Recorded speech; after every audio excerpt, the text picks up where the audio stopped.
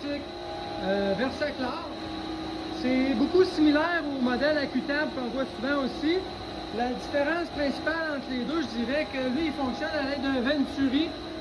Au lieu d'avoir une pompe à chlore direct au réservoir. Fait que dans le fond, le principe, on a le contrôleur qui est là. Il va y avoir un signal qui va venir du contrôleur. Dans ce cas-ci, c'est des BEC 6.3. Lorsqu'il a besoin d'envoyer du chlore, lui, il reçoit un signal, puis il va faire partir la pompe. La pompe, ce qu'elle va faire, elle va faire circuler l'eau dans tout son circuit, après à même la ligne de la piscine. Fait qu'elle fait circuler l'eau, puis elle va poser un Venturi ici, là. Fait que l'eau va passer tellement vite qu'il va se créer un siphon dans cette partie-ci. Fait qu'en gros, l'eau est contenue ici. La pompe en partant, après un siphon, qu'est-ce qui va se passer? L'eau va baisser. Puis l'eau qui est ici, elle a été auparavant, dans le fond, le vrai chemin de l'eau, c'est qu'il y a une flotte de toilette là-dedans. Je vais l'enlever tantôt pour vous montrer. À mesure que le niveau baisse, elle laisse rentrer de l'eau. Puis l'eau neuve qui rentre, elle passe à travers les pocs, là, les petits cubes de chlore, du hypochlorite de calcium qu'il y a ici. OK? Fait que j'en résume. Au besoin, la pompe part. L'eau passe encore ici, elle crée un siphon dans le Venturi. Le siphon, si on suit le tuyau, va venir jusqu'ici. Il prend l'eau qui est ici, qui est en stand-by. L'eau qui est ici a déjà passé dans les cubes de chlore. Fait qu'elle est comme pleine de chlore, elle attend juste de se faire pomper. Elle est pompée, elle s'en va dans notre eau, là, sur le retour d'eau dans la piscine. Fait que quand la pompe arrête, l'eau continue à se remplir dedans jusqu'à ce que la flotte remonte. C'est un peu comme une valve de toilette. Fait que, quand elle est rendue, qu'elle flotte au complet, il n'y a plus d'eau qui rentre là-dedans. Fait que je vais vous montrer, je vais le démancher pour vous montrer un peu. Fait que déjà, je peux vous montrer là, qu'il y a des cubes de chlore qui sont dedans. C'est à nettoyer de temps en temps, bien sûr. Fait que je vous reviens avec la suite.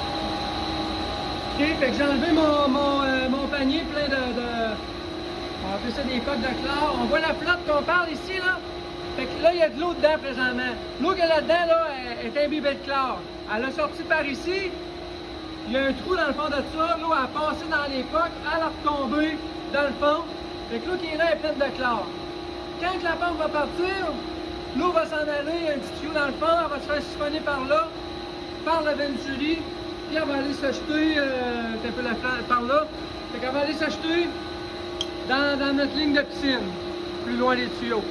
Fait que, à mesure que l'eau baisse, la flotte baisse. Si je pèse dessus, vous allez voir qu'il sort de l'eau, vous voyez? Fait qu'à mesure qu'elle pompe, il y a de l'eau, ça c'est de l'eau de piscine qui arrive dedans. Elle passe à travers les pocs qui sont là, elle se fait imbiber de chlore et tout. Fait que ça se recycle de même. Donc l'eau qui est là est toujours en chlore. Fait que ce qui est important de temps en temps, c'est de nettoyer le fond du panier. Là. En dessous de ça, il y a une grille. Là, il est plein, je peux pas vous le montrer, mais il y a une grille. Vous voyez que ça veut fondre un peu là, avec le temps.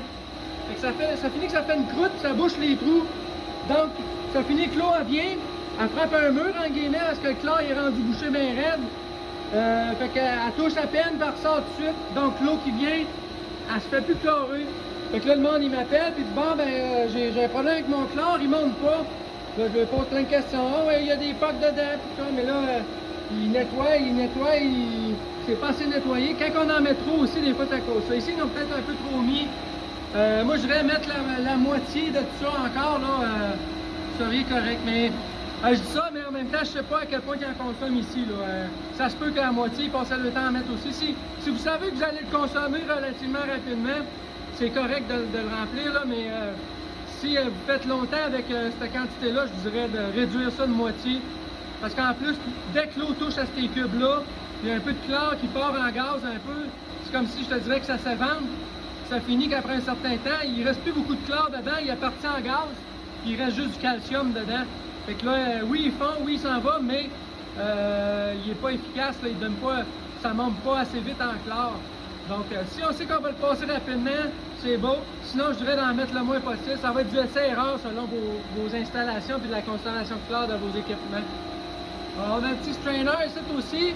Si on rouvre, C'est comme pour ramasser les cochonneries, pour pas aller obstruer la valve qui est l'autre bord, la valve à toilette.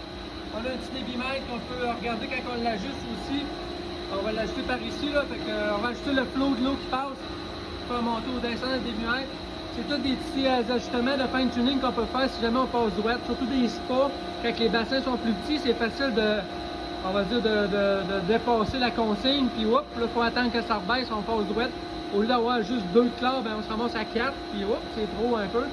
Fait que, on peut se servir de cette valve-là pour réduire un peu le débit qui passe, puis garder en même temps, là, pour pas que ça peut un peu, on va dire, régulariser le débit d'eau dans le bassin aussi. Fait que tu te ramasses pas à dire, hop, je pompe, j'ai plus d'eau, puis là ma pompe tire de l'air, puis hop, elle remonte après. Quand ça réussit à se tenir égal, on peut l'ajouter avec ce débit-là. Là. Fait que c'est quand même un principe simple, c'est juste de le comprendre. C'est de faire attention, s'assurer que c'est étanche. Fait qu'en plus de nettoyer, regardez de temps en temps. S'il y a de la croûte de chlore qui se pogne là, c'est comme un piston cette affaire-là. Ça se dévisse, là, ça se démange. Elle, quand elle baisse, elle recule, puis ça fait bouger un piston qui laisse passer plus ou moins l'eau ici. Fait que s'il y a une graine qui se pogne dedans, ou que le joint d'étanchéité il vient sec, ben qu'il use avec le temps, il ne fermera plus étanche. S'il ne ferme plus étanche, ben là c'est dangereux que ça finisse par déborder à un moment donné. Ici, ils ont mis, je la vois-tu? Je la vois pas, elle doit être plus basse. Ah, ici, ok. En dessous de ça ici, il y a un fil là. Ça c'est une alarme pour si le niveau monte. Le contrôleur va nous faire un signal d'alarme pour dire que le niveau d'eau il est trop haut dedans, puis ça veut dire qu'il y a un problème. Fait que normalement, quand cette alarme-là a lieu, ça veut dire que la valve ici, elle ferme plus étanche. Parce que présentement, c'est la seule affaire qui empêche de l'eau de venir, c'est vraiment la flotte. La preuve, si je pince, il sort de l'eau. Fait que là, on sait qu'elle ferme étanche, c'est relativement propre. Ça fait un bout aussi que ça fait, fait que j'imagine que s'ils en ont mis aussi épais et qu'ils n'ont pas de problème avec la classe, parce qu'ils passent assez vite aussi. Fait que on va les laisser comme ça. Fait que l'entretien là-dessus, c'est ça. Surveiller la flotte, l'étanchéité, nettoyer le dessous de ce panier-là quand ça vient vide un peu. S'assurer qu'on la voit vraiment fonctionner, la pompe, quand elle a un signal. Et c'est à peu près ça. Donc, un dernier détail aussi, là, j'ai remis mon panier. Il y a un trou en dessous qui diffuse l'eau là-dedans. Là. Il y a comme des petits chemins. Il faut s'assurer qu'il est bien en place. Vous allez le sentir, là, ça la cote, par moment donné, il prend sa place. Fait que c'est comme un tube qui rentre dans un trou.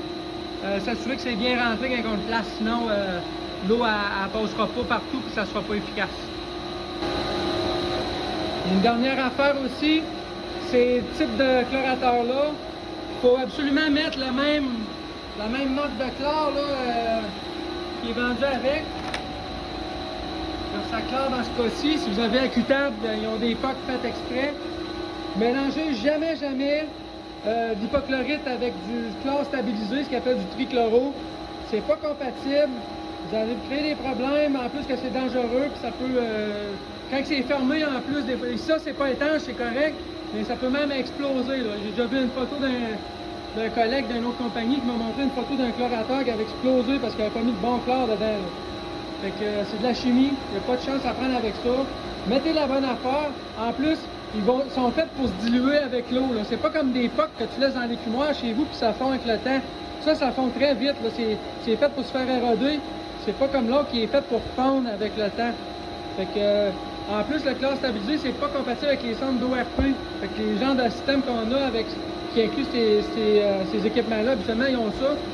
Puis, ça va fausser la donnée de la valeur de la sonde d'ORP. Puis, vous allez monter en fou en chlore, mais la sonde, elle ne le détectera pas, puis elle va pas monter encore plus haut. Fait que, bref, tout ça pour dire, mettez la vraie sorte de chlore qui va avec votre équipement si vous voulez éviter des problèmes.